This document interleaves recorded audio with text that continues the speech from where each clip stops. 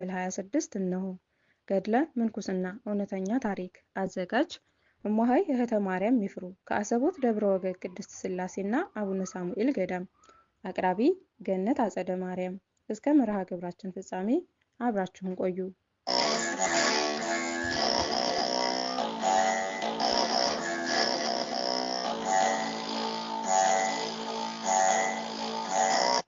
በክፍል 25 መሰረት ይሁን እንደ ተግባሩ ቃላቱም እንዳይጠፋብን መጣሁ መጽሐፍ ቤት ሄጄ የተዋስኩትን ልመልስና ሌላ ላምጣ ብላ ወደ መጽሐፍ ቤት ሄደች ብለን ነበር ያቆምነው። ክፍል 26 እንዲህ ይቀጥላል።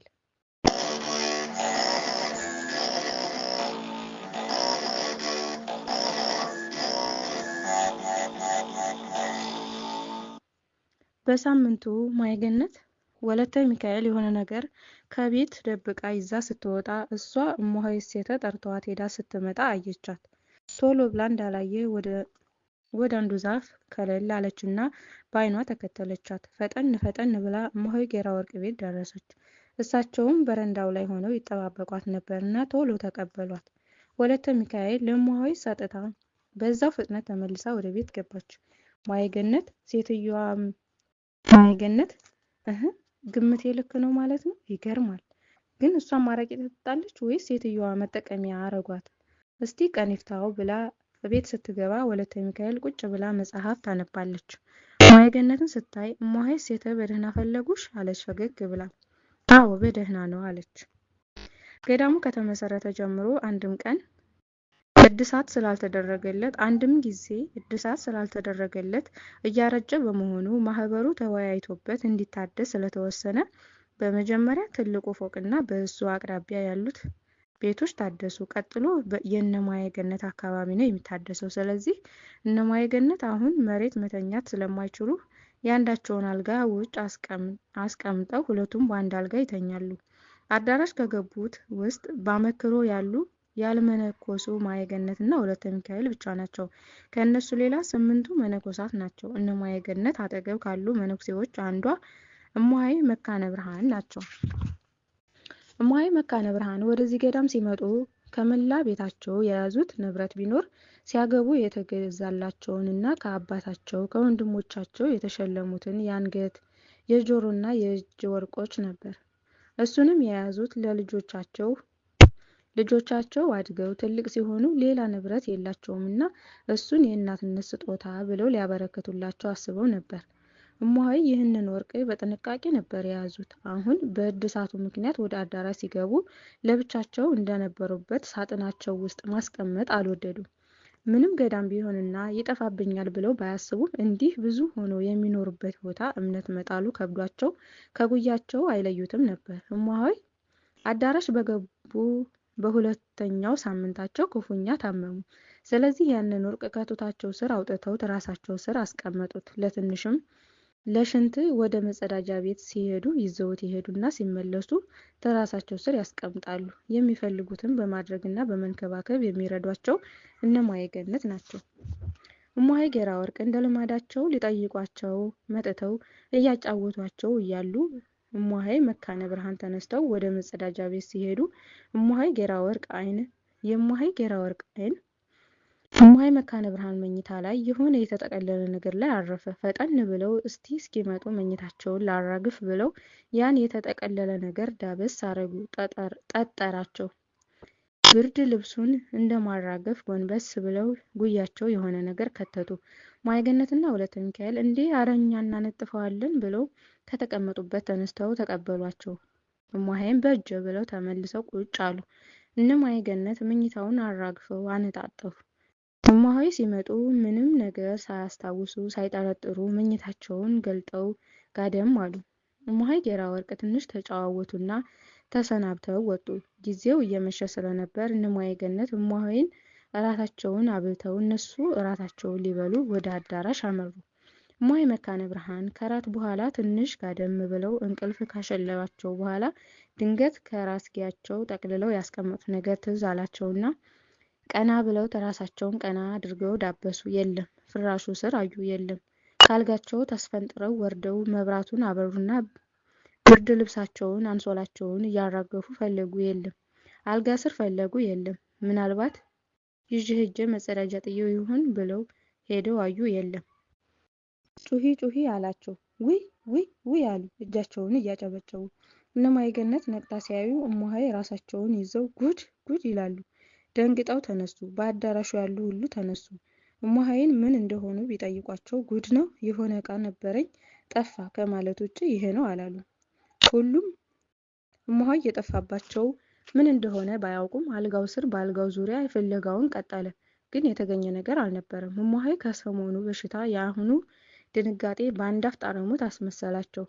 ከንፈራቸው ኩበት መሰለ፣ ከዓይናቸው እንደ ጎርፍ እንባ ይፈሳል። ሁሉም ግራ ገባቸው።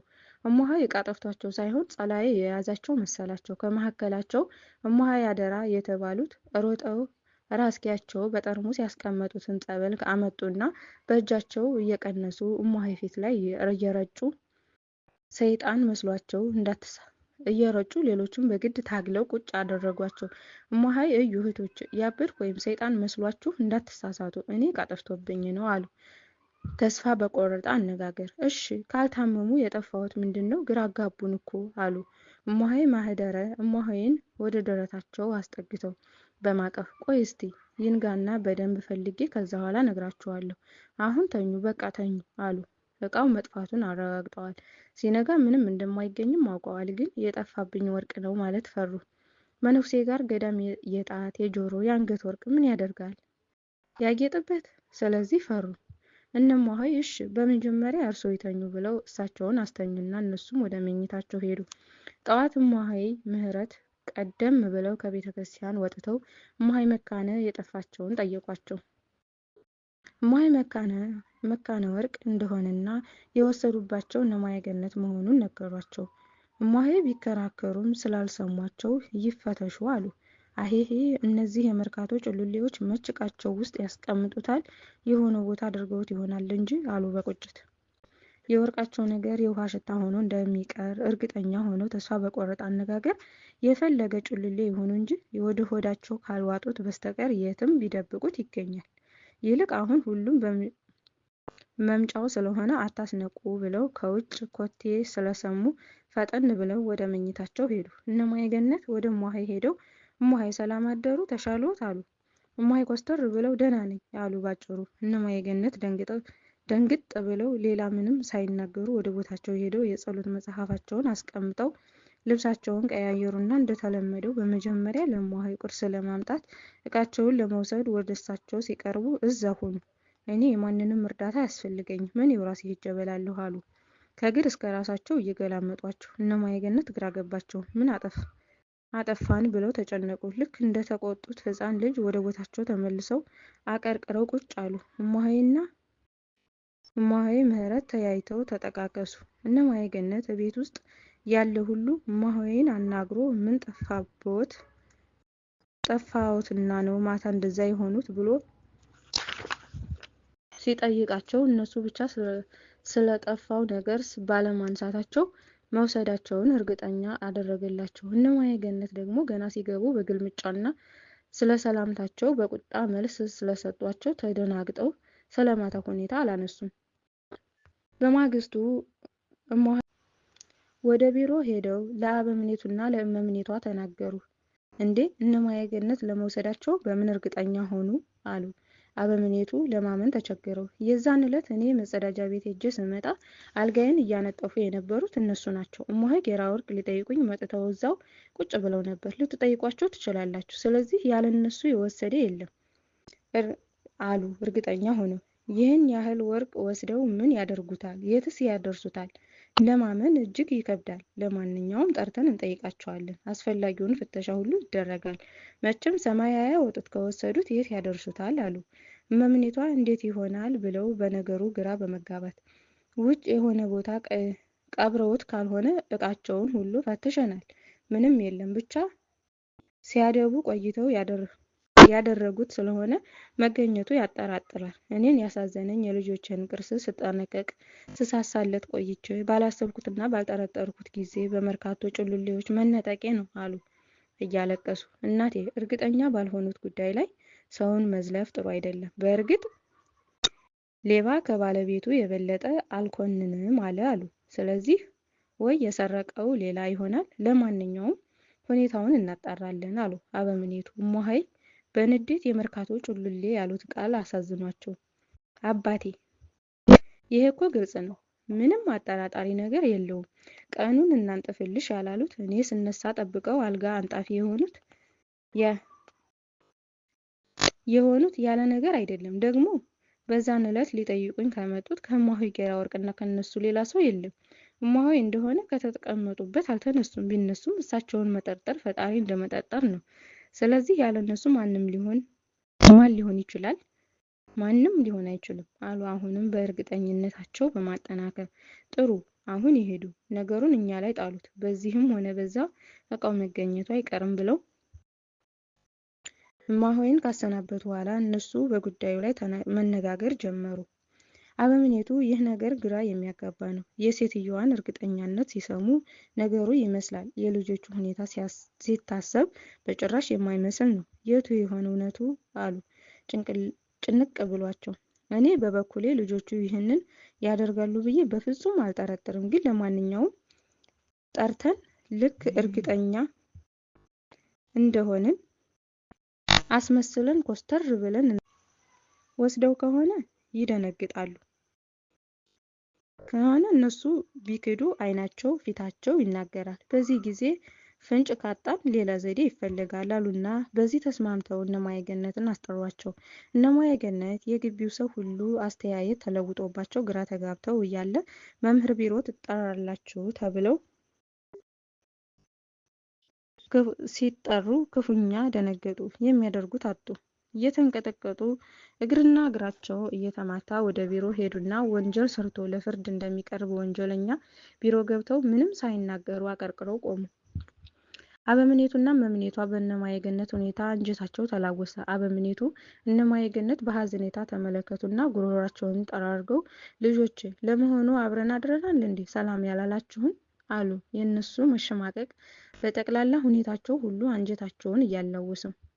ወለተ ሚካኤል እረስተነው ነው ደህና አደራችሁ አለች ይበልጥ እየተርበተበተች። ማየገነት ቃል መተንፈስ አቅቷት እንዳቀረቀረች ዝም አለች። አበምኔቱ ብዙ ሊያስጨንቋቸው ስላልፈለጉ ልጆች በእውነት እዚህ ገዳም እንግባ ብላችሁ ስትጠይቁ የፈቀድንላችሁ ያላችሁን መንፈሳዊ ጥንካሬና ለመመነን ያላችሁን ቁርጠኛነት ሀሳብ በማየት ነበር። ከገባችሁም በኋላ በምታሳዩት ትህትና፣ ትሩፋት፣ በጠቅላላ በታዘዛችሁበት ስራ ሁሉ ቀልጣፎች፣ ንቁዎች በመሆናችሁ እኔም ሆንኩ እናታችሁ በጣም ስንኮራባችሁና ለብዙዎችም ምሳሌ ትሆናላችሁ ብለን ስንመካባችሁ ነበር። አፋችንንም አውጥተን እናንተን ምሳሌ በማድረግ ብዙዎችን ወቅሰንበትም አንቅተንበትም ነበር። ግን መጽሐፍ እንደተናገረው የሰውን ፍጻሜ ሳታይ አታመስግነው ያለውን ዘንግተን ኖሮ ዛሬ አፈርንባችሁ ሲሉ ማየገነት ካቀረቀረችበት ቀና አለችና አፍጣ አየቻቸው።